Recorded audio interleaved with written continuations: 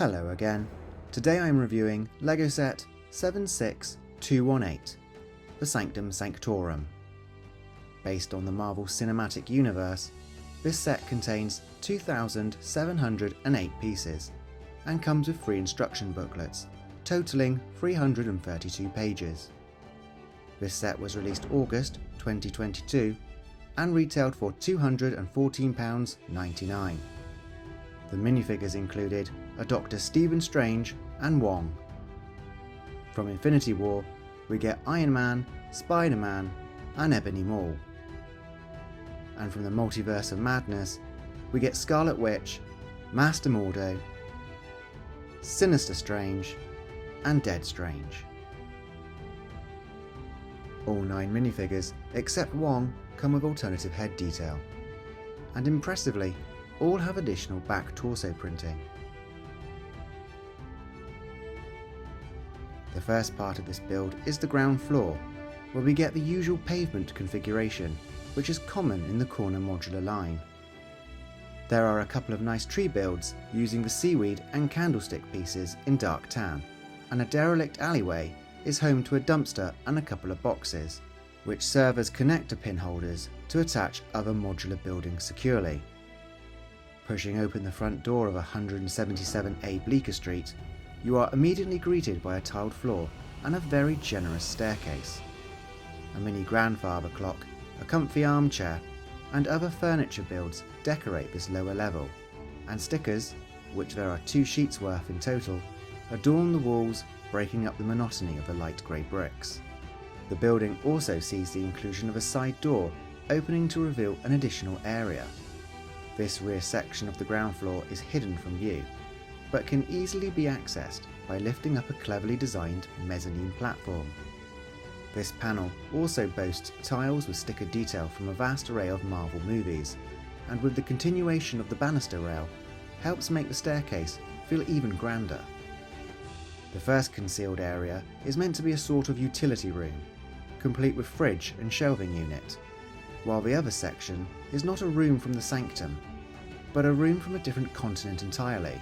Complete with the Time Stone and the Book of Cagliostro, this chamber is meant to represent a snapshot of Comatage. But how are you meant to travel to this pocket of Nepal? And why is part of the wall missing? Well, we'll get to that part later. The second section of the Victorian-style townhouse is the Mystical Library.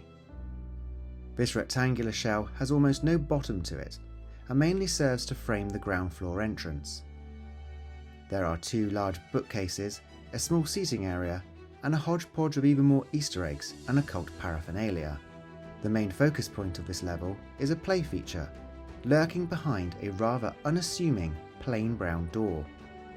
This doorway is in fact a means of travel, transporting sorcerers to one of 3 locations. Open up the door and travel to a dimension beyond our own, or slide one of the 2 air vents along the back to explore either the Himalayas or the desert instead. Finally, on this level, there is also a gaping hole, but we'll also get to that part a little later. On the 3rd floor, we have the meditation chamber, the most iconic room within the infamous brownstone building. The main focal point of this room is of course the Window of the Worlds, which is a printed piece, angled on a hinge to fix it into the correct tilted position. One of my favourite parts of the build was this sloping roof, and I especially liked the way the designer used a simple offset in height building technique to add some fantastic raised tiled texture. Inside there is a couple of display cabinets housing magical treasures, and in the middle of the room is a chest containing a scroll of unknown origin. Could this be the Scroll of Eternity? And over there, hanging on the wall, is one of those axes the axe of Angaramus? More weapons are displayed throughout, and there's even a little peg for Doctor Strange to hang his cloak of levitation.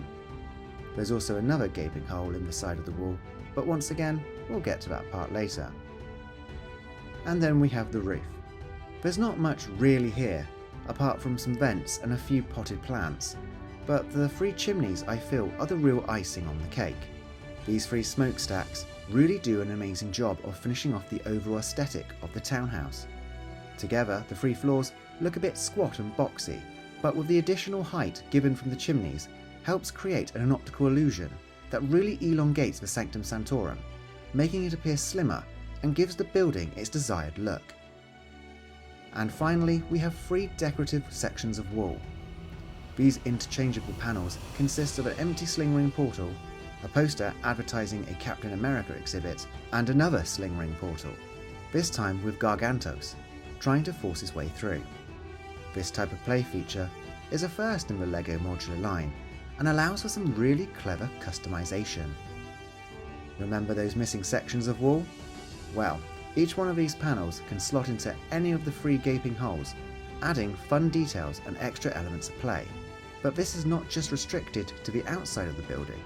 You can also turn them and face them internally to bring even more escapism to your Marvel adventure. Personally, my Gargantos likes to eat his dinner in a fancy restaurant. Included in this set are a ton of blast piece accessories. Every minifigure gets something to hold or fire to add even more action. There are also a couple of clear stands that can appear to make your figure levitate, or you can attach one to an exterior wall and watch them fly instead. My final thoughts on this set are, it really is fantastic. There is a ton of detail throughout. The building experience is split up into 18 bags, with each step having an ample amount of pieces to keep the build both interesting and not too overwhelming. As a huge fan of the comics, I may seem a little biased, as I've wanted LEGO to do this ever since the announcement of the smaller Sanctum from 2018, and 4 years later, LEGO certainly did not disappoint. When this set was first revealed, and I saw the preliminary pictures, I was a little concerned, as the building did seem a little on the slim side. Gone are the days of the Brick Bank and the Palace Cinema, when corner builds took up almost the whole base plate. But after completing this build, I quickly realised there was method to LEGO's multiverse of madness. Yes, I went there. Turns out the waste of space, which is the alley, is necessary. If the Sanctum Sanctorum had indeed taken up nearly the whole base plate, then the building, I feel, would have required at least an additional floor to correct its external dimensions to give it its ideal shape, which would have meant increasing the price drastically and making it look out of place, as it would have towered over the other modular buildings. It was just a shame there wasn't enough space inside to add some sort of mechanism which would have allowed the main doors to swing open like magic, but the designers did an amazing job filling it with what they did. Personally, I feel the top floor was a little lacking and plain.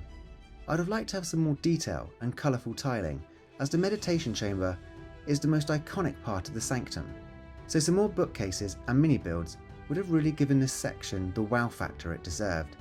But I understand there needed to be sparse areas to allow for the insertion of the Gargantos wall feature.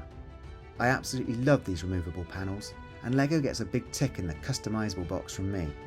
There is a great opportunity for mock builders to customise their own sanctums by creating bespoke panels from their own imaginations, and all the external exposed snot bricks allows for your creativity side to just run wild.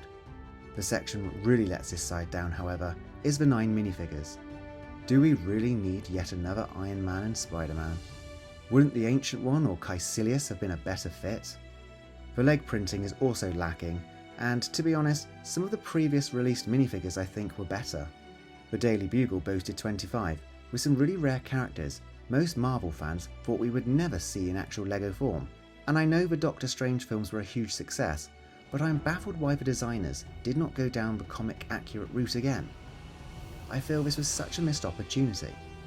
Forget the Avengers, let's talk Defenders. We could have had a lineup like Hellcat, Clea, Namor, Silver Surfer, Valkyrie and her flying horse Aragorn, Gargoyle, and even Nighthawk.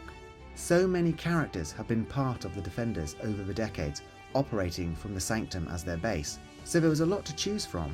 Also, it would have been nice to reuse the Ghost Rider head sculpt again, and LEGO could have given us a Dormammu minifigure. At £214.99, the set certainly costs more than the average modular building, but this is due to the Marvel licensing, or as I like to call it, the Hollywood tax. So it's understandable that LEGO needs to bump up the price a little in order to pay for the added cost. LEGO has always been expensive, but as always with LEGO, you are paying for the quality, and this set does not disappoint. But a few more printed elements and a few less stickers LEGO would always be appreciated. Anyway, That's it for the review. Now it's time for the modular money shots.